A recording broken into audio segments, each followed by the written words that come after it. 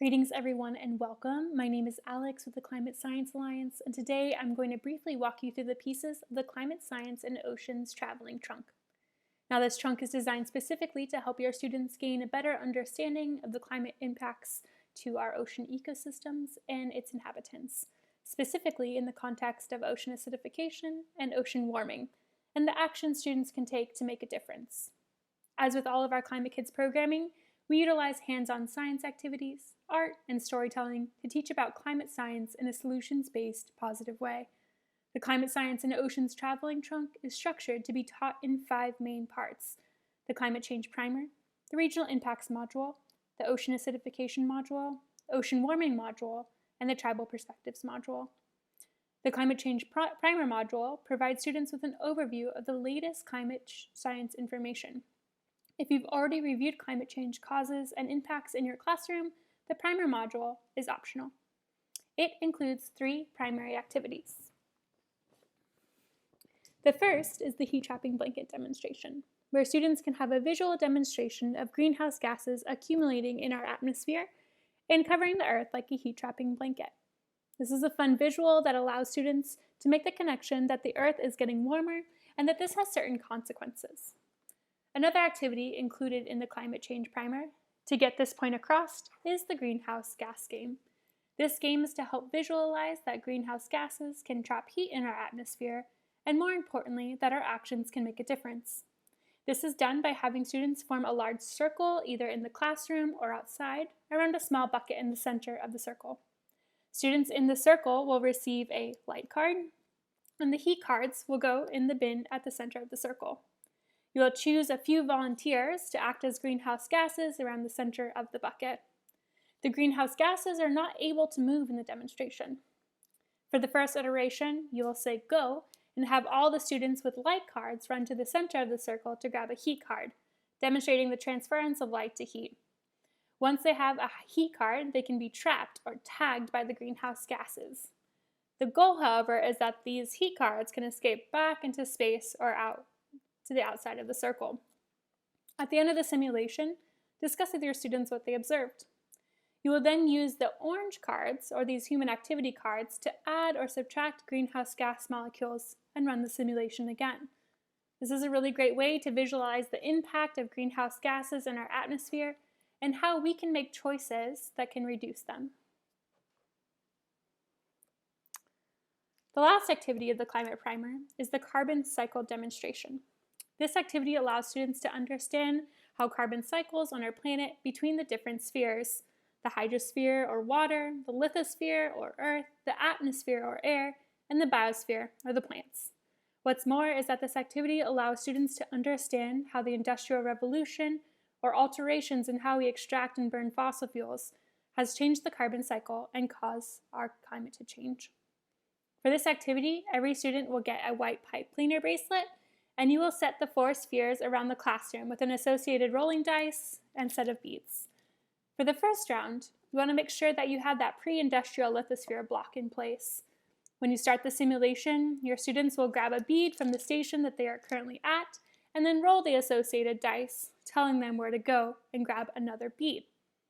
You'll run this activity for about 10 minutes, or until their bracelets are full with approximately 10 to 15 beads, at which point you'll pause the simulation and have your students make some observations. For the second round, you'll want to switch that pre-industrial lithosphere block with the post-industrial block and explain to your students that humans have learned to remove fossil fuels from the ground more efficiently. You can have them make predictions on what might happen, or you can just have them begin. After another 10 to 15 minutes, you'll stop the simulation, and students will be able to make observations based on their bracelet of where carbon was cycling before and now where it's cycling after. So that wraps up the Climate Change Primer. The next module, or the Regional Impacts Module, goes from the global approach of the primer to the local approach. The Regional Impacts Module assesses change impacts data taken from the San Diego Ecosystems Assessment, which is a part of the 4th California Climate Change Assessment, and explores regional climate change impacts to human and natural communities in Southern California. After presenting the results of the ecosystem assessment to your students, you will have them review specific data pieces covering the climate impacts of temperature, precipitation, wildfire, and coastal low clouds and fog, also known as the marine layer. You will divide your students into groups and assign them each a climate impact to dive in. They will review the data and discuss what it means for human and natural communities using the prompts on the regional impacts cards. From here, you can have student groups present their findings to the rest of the class. We recommend getting creative. Perhaps have the students create a video or a poster with their findings, and maybe even a public service announcement encouraging others to be a part of the solution. Now we get to the ocean acidification module, which will help students better understand the concepts of ocean acidification and its impacts to the marine ecosystem. The first of the hands-on science activities is called the building blocks of ocean acidification, and walk students step by step through the process using a Lego model to demonstrate how the ocean, or H2O, absorbs excess carbon dioxide, or CO2, in the atmosphere, creating carbonic acid. This compound can start to release hydrogens into the ocean, resulting in a lowering of the pH, or potential hydrogen, in the water column, and increasing acidic conditions. This can result in the dissolution of shells. Alternatively, the competition between hydrogen and calcium in the ocean ecosystem to form calcium carbonate can result in less shells being formed in the first place, which has obvious impacts for marine life. This is a simplification of a pretty complex process, but allows students to understand how OA, or ocean acidification, actually works. Oops. The saga continues to play out in the second hands-on activity, or the shell building game, where students will race to build shells in both current and future acidic conditions. For this demonstration, you can divide your students up into groups and provide them one or a couple of the shelled creatures to build. This is a set of them. Each group will get one of two dice, one representing the ratio of hydrogen and calcium in current conditions, and one representing future conditions. Students will start with just the base of their shells and roll their dice. If they obtain a calcium ion, then they can add another shell to their Legos. If they obtain a hydrogen, then they can't. Quite quickly, they might observe that in future conditions, it becomes very difficult for them to build their full shell. For the next two activities, as well as those in the ocean warming demonstration, we recommend students to use their safety goggles provided in the trunk.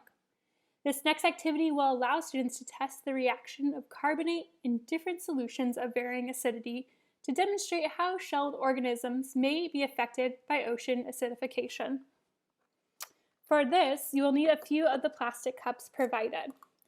You will fill one with water, one with vinegar, and one with half and half, and a mixture of the two, representing different levels of acidity. To test the pH of these solutions, you can use the litmus paper provided. Have students make predictions on what might happen to shells in each of these conditions, one being a low pH, one being a high pH, and one being more in the middle. From here, you will have students drop faux shells into the solution, also known as chalk, and observe what happens. From this demonstration, students will be able to see that ocean acidification, as represented by the vinegar solution, weakens those calcium carbonate structures found in the chalk and/or shells of marine organisms. The last demonstration of this module allows students to visually see the reaction between carbon dioxide and water using bromethionol blue as an indicator. For this demonstration, you'll need the plastic cups provided as well as a paper straw for each student. Fill the cups with water and drop a few drops of that bromethionol blue into the solution, and have the students add carbon dioxide into the mixture by blowing bubbles into the solution. It'll take a bit of time, and make sure that they don't drink the solution, but as students begin adding the CO2 from their breath into the system, the solution will begin to change color. During this experiment, students will observe and describe what is happening in their cups. These activities can provide a basis of understanding for the impacts of ocean acidification on marine ecosystems. Next, we move to the ocean warming module, focusing on another consequence of climate impacts to our seas. In this module, students will perform two classroom experiments. The first focuses on the ability of increased carbon dioxide in water to increase the ability of the ocean to hold heat.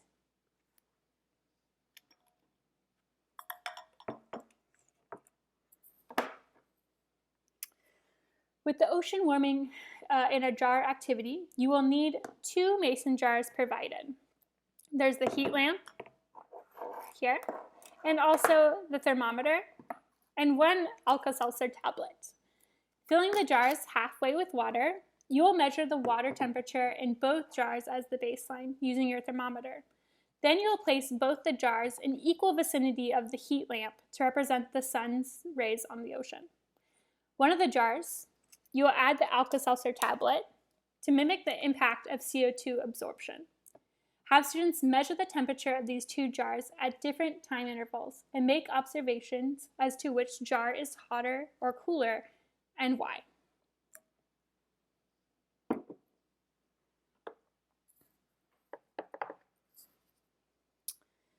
The second experiment in the ocean warming module is a simple demonstration that focuses on the heat capacity of air versus water on our oceans.